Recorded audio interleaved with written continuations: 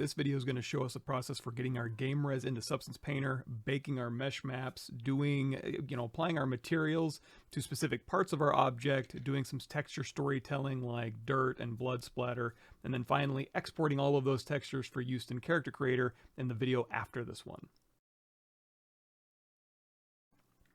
Having said all that, we will jump into Substance Painter, and we just exported our high res, so let's go in our high res and our low res. So I'm going to go in here to File, New, and we're going to go in here to Select, and again, we're here in our desktop, our Gear Bake folder. Here's our high res. We don't need that just yet. We're going to go down here to our low, which is considerably smaller. So I'm going to double click the Gear Bake low. The document resolution we'll talk about more in detail, but 2048's a good working resolution. It's nice and performant in Substance Painter. And previously on the body, we did check on use UV tile workflow when we brought the body in, because that was UV tiles. In this case, like we talked about, this is just simple 0 to 1 with material assignments for our texture set list. So we're good to go. We don't need to have that checked on. And that's it. Obviously, you can turn off auto unwrap. We've already unwrapped the UV, so we'll hit OK. I should mention, however you want to UV them is fine too. Max Maya Moto Blender Cinema 4D, whatever you want to use to UV and game res, totally fine. So right now we have all of our objects in here. Well, we have our one game res object basically that behind the scenes or under the hood is all separate objects we're going to bake to namespace wise. And then here is all of our texture sets. So if I drag this window down, here you can see all of the texture sets. If we want to just look at the helmet, we can Control Alt right click the helmet to select that texture set, or you can go in here and choose the texture set. We can hit this eyeball 1 to isolate it, and then turn off eyeball 1 to go back into all of our objects here. So let's bake our objects. So we're going to go down here to our texture set settings tab. We're going to scroll down. Again, our size right here is just telling us our viewport resolution that we're working at. However, when we go in here to our mesh maps and say bake mesh maps, you're going to see the output size right here is set to 2048. And then we have a texture set working resolution size over here. And again, game reses can be complicated. I'm going to try to simplify this as much as possible without getting too deep into that type of talk. But essentially what we're going to do is, right now everything's set to 2048. So if I went through and said, hey, everything that's checked on, bake it out at 2048. And that's totally fine. If that's cool with what you're working on, then you're good to go. However, for some of the stuff like the armor, we'll go ahead and I can switch the working texture resolution to 1024. The axe, I'll leave at 2048. Let's see, the boots, I'll drop down to 1024. Gloves, I'll drop down to 1024. Essentially, stuff like the water pouch, if I go through here and turn off this eyeball, you'll see, I'll zoom in here on this little preview window for my baking map. This water pouch is its own object.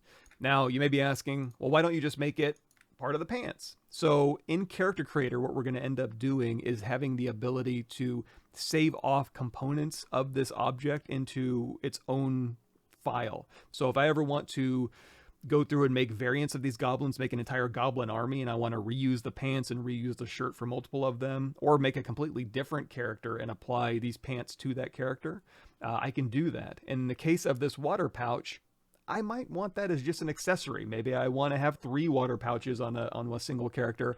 This will allow me to have this as a separate file in Character Creator that I can drag on and apply and move around to different portions of the character if I want to. So when I'm talking about breaking up my game res character, I have it broken up in namespace so I can get clean normal map bakes. I also have it broken up into different parts that I might want to reuse on another character. For this example, the axe, I'm going to save this as an accessory so any character I create from now on can use this axe.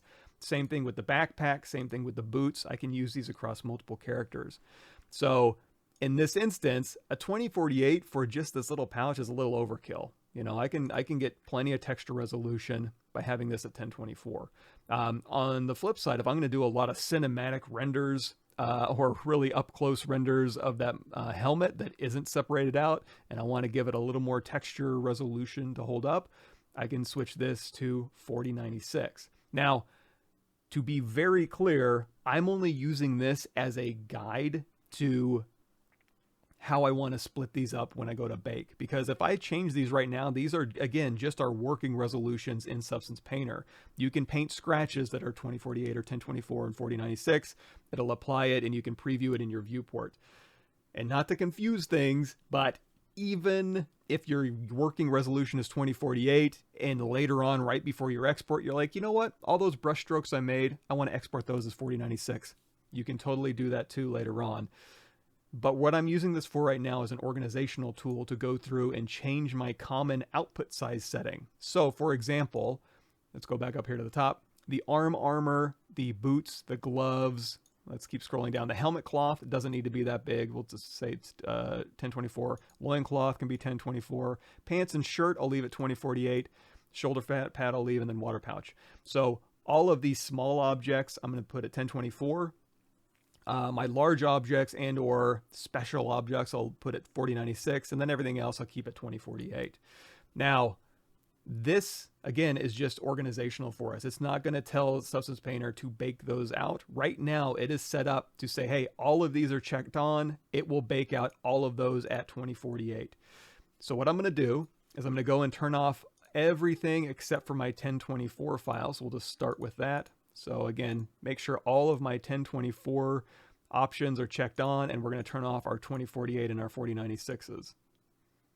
So now just our 1024s are checked on. I'm going to change this mesh map setting output size to 1024. This is going to bake a 1024 ambient occlusion, normal, curvature map, etc., thickness map.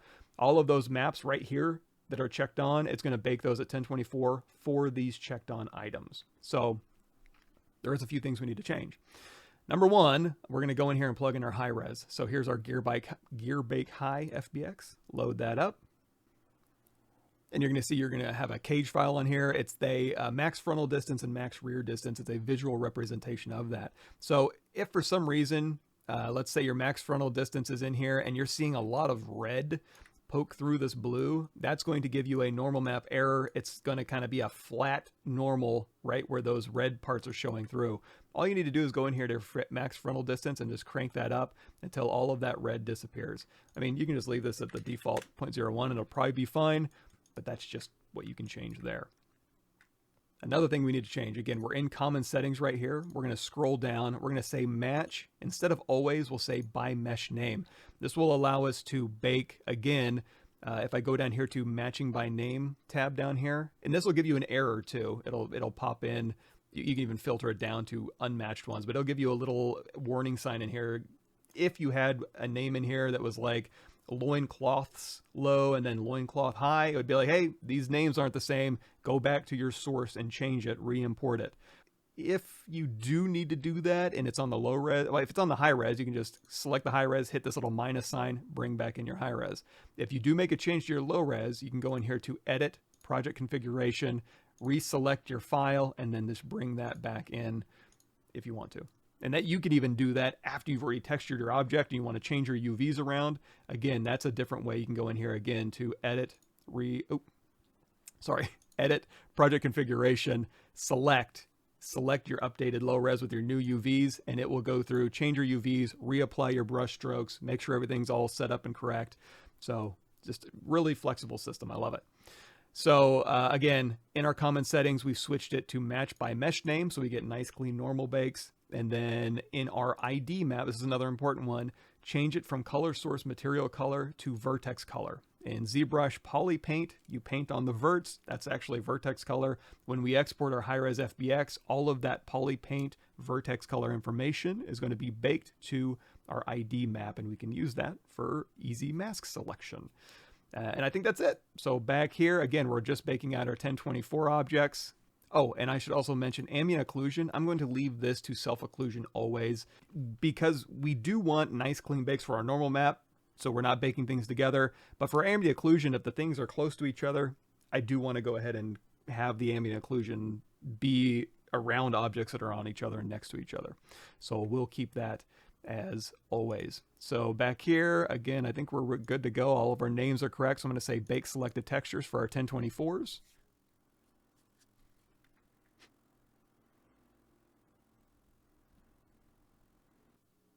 And just like we did for the 1024, we're going to change this to 2048, and then we're going to go through here and select just our 2048 objects and turn off our 1024 objects and keep our 4096 object turned off. So again, output size 2048, only 2048 objects selected. Go ahead here and say bake selected textures. And we just have one last one. That's our helmet at 4096. So turn everything off except for the helmet and switch your output size to 4096. Say bake selected textures, and then all of your textures have been baked at the source size that you would like, and then we'll go back through and start texturing this. Of course, this isn't a texturing course. I'm going to take you very quickly through some of the real basics. And again, I'll have a link in the description if you want to learn how to use the curved stitches in Substance Painter, since it's very nice. So here we are all baked. I'm going to say return to painting mode.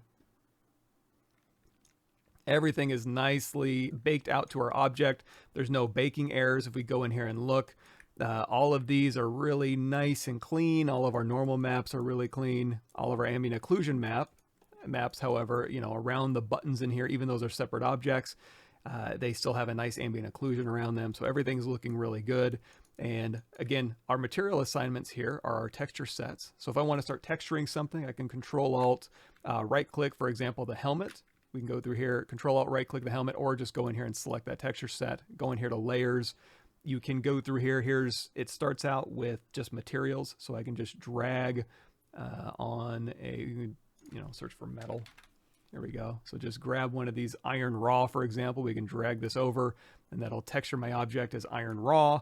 I can right-click this, and I can say add mask with color selection, and then with color selection selected, say pick color, and choose this. And now just that object that we have our material ID assigned to will be textured as iron raw. So again, just the basics setup. Here's smart materials in here and all sorts of cool stuff. So I'm going to go ahead and open up a file that's already done.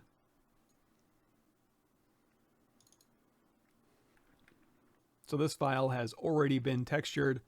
We'll start out with the helmet because I think that's actually where I started. Usually what I'll do is I'll take an object that has most of the materials on it that I'm going to end up using. I'll texture that all up, and then I'll save that as a smart material that I will drag and drop and reapply to my other objects. And there's ways to instantiate materials as well, which we'll talk about briefly. So for example, I'm on the helmet here. I'm going to Control-Alt, right-click the helmet. And if I just want to look at the helmet, I can go up here to this little one icon eyeball, and that'll just narrow it down to just my objects that are selected, which in this case is my helmet. You're going to see our working resolution is 4096. If I go in here to texture setting, we're working at 4096. Here's something you can do though. If you want to, you can, if it's more performant, turn this down to 2048 while you're working, and then you can always pump this back up. And I'll talk more about this on the texture export settings. You can even work at 2048 as long as you want, and you never even have to look at your 4096 textures. As long as you go on your export and say, hey, export my 4096s, you should be good to go. So again, if you want to work a little more performantly, keep this at 2048. It'll be good enough, and then you can always turn on 4096 at the last minute, or again, just on export. So let's go into our layers here. I'm going to turn everything off. So I'll usually start with a base material that's just dark and rough, and it just is kind of a catch-all. So if I don't texture something, at least it has a foundation of something that's not going to be particularly noticeable. If you want to do the opposite though, I can go through here, and you see it's just a fill layer. So one of these fill layers is just a material.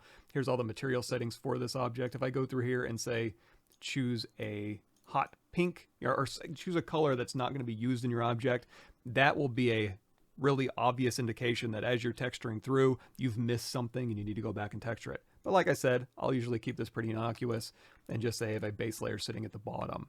On top of here, we have a worn leather chest. I probably grabbed this from if you click on this button right here, browse 3D assets in marketplace, this will pull up a creative cloud option in here. So if you want to go through, and there's tons of leathers in here you can choose from, tons of metals, painted materials in here. If you want to use any of these, you can just download it, or you can go in here and say send to. We're working in Substance 3D Painter. You can say send to 3D Painter. It'll go ahead and download and package that up for us. There we go. It's sent it on over. you can see we now have a base material with painted flaked textures on here. So if I drag this over onto our object, now we have painted material in here with this fill material. We can go up here and we can change our tiling. We can tile that painted flake up more or less. Again, we can right click this and assign it, add mask with color selection, pick here, and now just that painted material is assigned to wherever we want. Anyway, basics. We'll go ahead and delete that out of our scene. We'll turn on our worn leather chest, and this isn't assigned to anything in particular. Again, it's just kind of a base layer sitting on top of everything. So in reality, I could probably delete this base layer and no one would know the difference. On top of here, we have some more leather breakup. Here we have the fabric. So this is, it was red fabric originally when I created this. I changed it to green just to differentiate it. And on top of this, I have a duplicate of this object here that's a little bit lighter and a little rougher. And in fact, so this fabric here has a color selection. So if I go in here and pick color, again, I can assign it to different areas of the helmet that I want. If I don't, I can just click these little minus signs and get rid of it. On this light fabric here, instead of doing a color selection, I just have a paint layer. So you just right click this mask and say add paint, and that'll add a paint layer. And on this paint layer, you're gonna see I can go through and I can mask in where I want this. I can also hold down Alt and tap here, and you can see, oops, I must have overshot some of my brush strokes here. So if I hit M on my keyboard or go up here and say select material, I can go through here and paint out any of those changes that I made. So again, it's just kind of a sun bleached version of this fabric on top. And then up here, again, we have black leather straps, black leather straps 02, some leather breakup. Again, that doesn't appear to be on anything. If I don't need that, I can just dump it out of my scene file here. Here is where we have blanket stitches. I'm gonna put a link in the description so you can see how these stitches are applied. And again, I don't need to do this in ZBrush.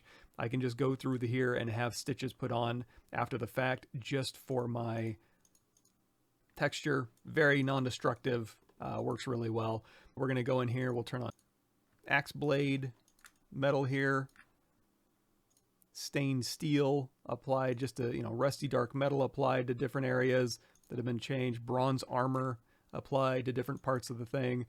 If I choose, for example, the red rope fill, I just change the color from red to green. That one's easy enough to change.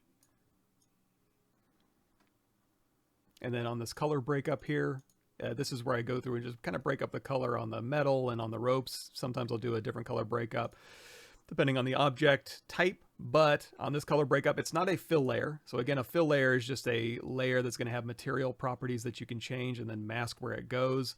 With these layers right here, it's just a layer. You can add these to your scenes. For example, color breakup will add another layer, and then on here you can just paint with a brush. And you can paint with multiple properties too. If I right click in here and I scroll all the way down, you'll see I have different channels I can turn on for this layer. So if I just want to paint with color, I'll turn off metal, roughness, normal, and height. I'll choose a color, and now on top of everything, I can just paint.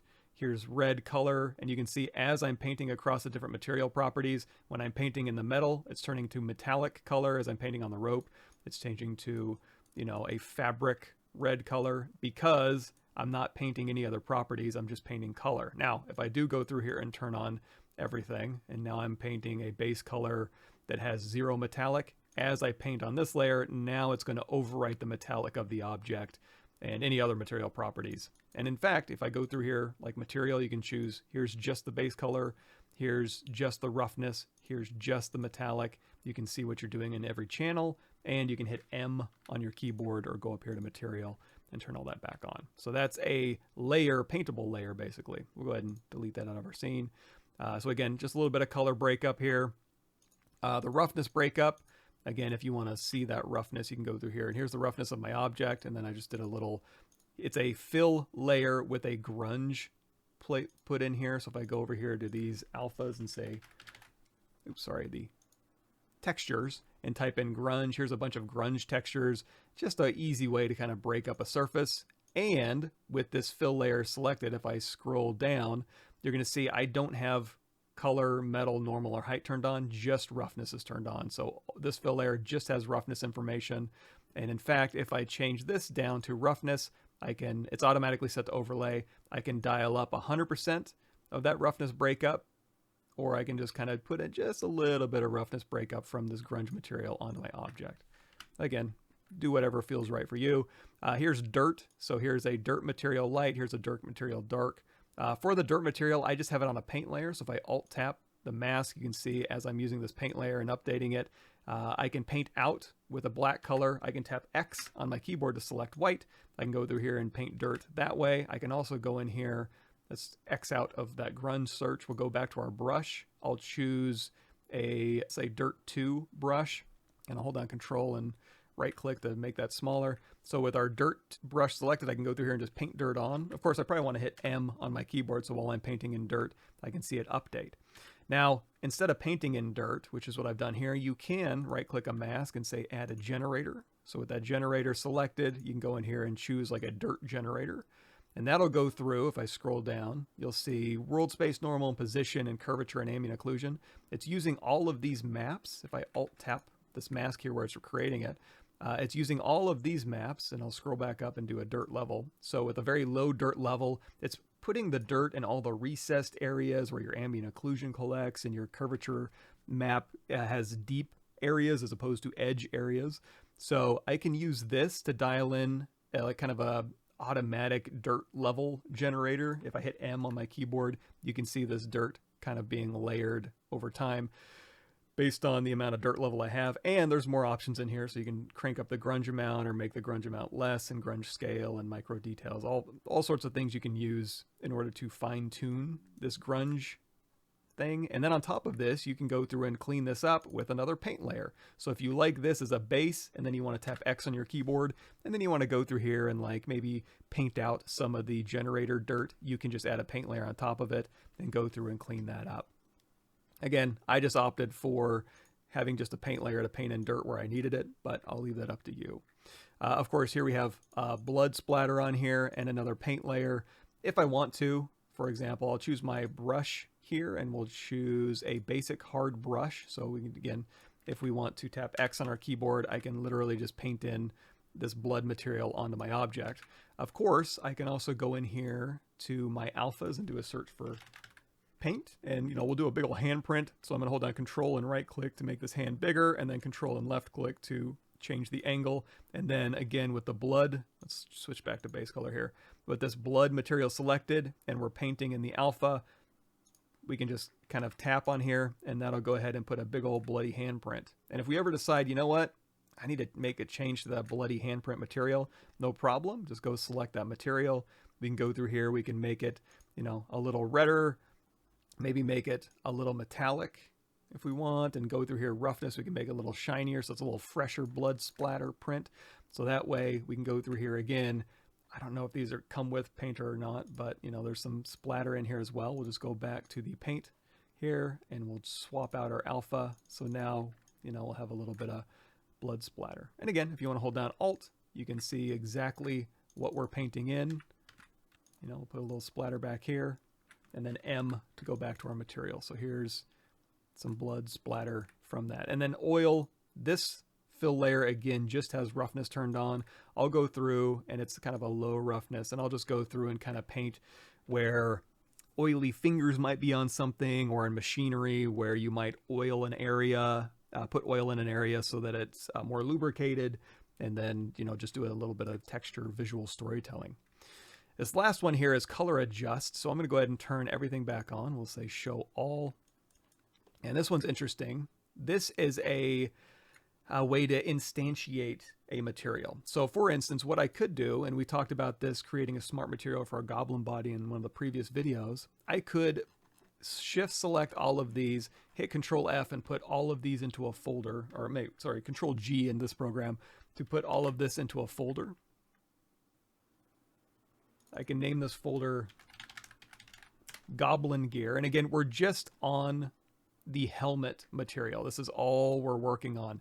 If I go in here and I say create a smart material, that will save all of these layers, all of these settings that you've dialed in here into its own smart material. You can go through here and you could type in Goblin, and your smart material from Goblin Gear will show up here, and then you can drag this onto your pants, onto your backpack, onto your boots, and you could use this as a starting point to have all of your materials set up, all of your settings set up, and then you can just go in and change it based on the object that you're working on. Another thing you can do is you can instantiate. And so one example of this, if I turn everything back on, is this color adjust. So with this color adjust turned on, I have this fill layer set to pass through, and then under this I have a right click, add filter, and then you just go through here and choose HSV, a hue saturation value shift, and you set this to pass through as well. So what I can do with this HSL perspective is I can go through here and I can change the hue, the saturation, and lightness for all of those layers for the helmet. And in fact, not just for the helmet. If you right click this color adjust that we made and say instantiate across texture sets, this will put a instance of this color adjust into all the texture sets that you select. And in this case, I put it on all of them. So it's global. So if I was to go in here to helmet cloth, for example, you'll see I got a bunch of layers that make up this helmet cloth over here, and it's got a color adjustment. I can't make any adjustments on this layer though. And you may wonder, like, well, how do I know where to find it? Go over here to this little double icon and scroll up, and you'll see the main one that they're all pulling from is helmet. So go ahead and select that. That'll select your helmet color adjust instance, not the instance, but the actual helmet color adjust. Here it is selected, so that now if I go through here and I say, hey, I want to pull all these to a different color, I can go through here and change the hue on all of these, and we'll go ahead and set this back to 0.5.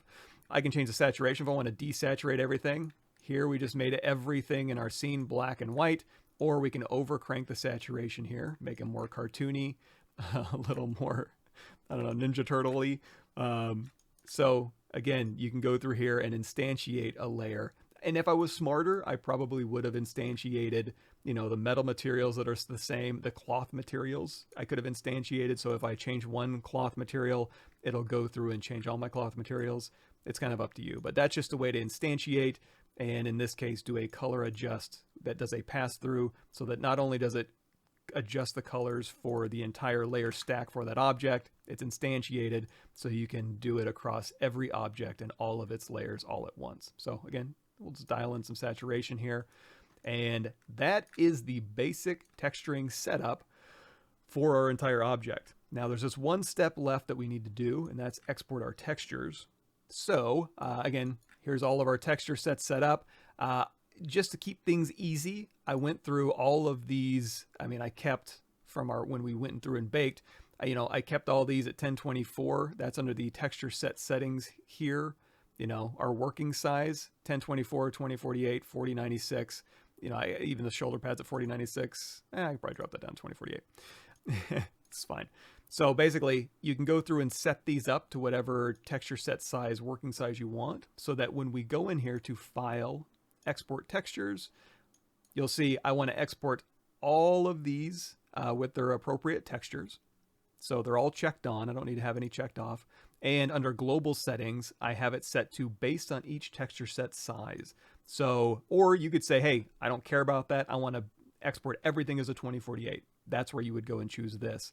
I'm going to keep it based on each texture set size, however. We need to tell it where to go. So I'm going to go in here to Desktop Gear Textures folder. Go ahead and select that folder. The file type, I'm going to put it PNG. You can choose Targa or JPEG, whatever you want.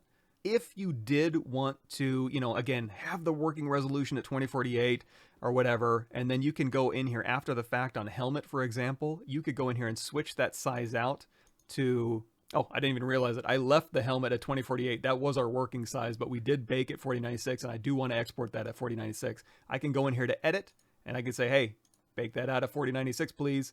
And then that'll go ahead and bake it out as 4096. It'll put a little star right there to let you know that it has an override setting. So one other really important thing we need to talk about, our output template from the body, we went through and chose character creator preset. If you want to see these output templates, you can go, it says this is just an output template. Again, we installed that for the body, and then we can go and look at it here. So here's the character creator template all set up. I'm not going to use that for this. I'm using just basic PBR metal roughness export for the gear. So the body is different. That's the body workflow, the UDIM body workflow for character creator. For these assets, I'm going to switch this out to an output template that is just PBR metallic roughness. Now, I did go a little fancier than this, and I think I made this. So PBR metallic roughness is one option. So you can go here to output templates, and there is a PBR metallic roughness in here. So what I did was I basically right-clicked this, say duplicate, and then I renamed it PBR metallic roughness AO. And the only difference is there's an underscore height in here. I switched that height out for an AO map. So when I made this PBR metallic roughness from a duplicate, I went ahead and kept all of the conventions that the PBR metallic roughness had, which is if you go through here, you can choose, hey, give me the mesh name underscore the texture set name underscore whatever you want. You can just click this little $sign here. It'll fill in this information basically. So I kept all of that, but for the height, I just said mesh texture set underscore AO. And then instead of adding in the height layer, which would be probably this input maps height over here, I'm doing converted maps mixed AO onto this gray channel here. If you wanted to, I could say, hey, you know what, clear this channel out. So here's my gray channel. I'm going to say mixed AO onto this gray channel. And now when it exports, it will give me an ambient occlusion map based on all the texturing that I've done. It'll just export that as an AO map. So if I'm good with that, I'm going to go back to settings here. We'll choose PBR metallic roughness AO. And we chose our folder. We have everything checked on. We've chosen our texture size based on texture set size, except for helmet, which we're bumping up to 4096. And then we'll go ahead and say export. And it went ahead and exported everything. I'm going to go ahead and say save settings so that it saves that with the file. Then I go up here to File, Save My Scene. And if I go to that Gear Textures folder, here's all of my base color, metallic, normal, roughness material or textures that I'm going to be bringing into Character Creator. As we bring in these accessories, as we bring in these cloth assets, we're going to set up their material so it looks just like it does in here. It looks that way in Character Creator. In the next video, we'll bring our game res into Character Creator, skin our clothing, parent our accessories, apply our painter textures to our materials, set up dynamic cloth simulation, and save our assets to a custom library.